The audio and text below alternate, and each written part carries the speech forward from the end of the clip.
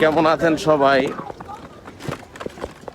এই যে ধুলাগুলা দেখছেন, আসলে কি এইগুলা কোনো কুয়াশা? আসলে এইগুলা কোনো কুয়াশা না,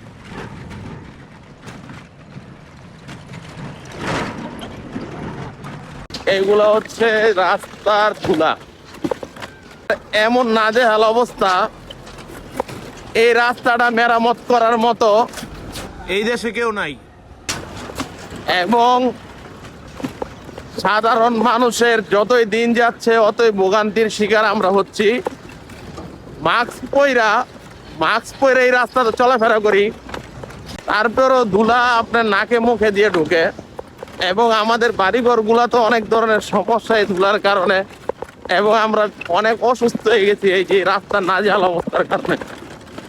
আজকে আমার মনে হয় সারা বাংলাদেশের মধ্যে এই রাস্তার চাইতেও খারাপ রাস্তা আমার মনে হয় না সারা বাংলাদেশের মধ্যে কোথাও আছে।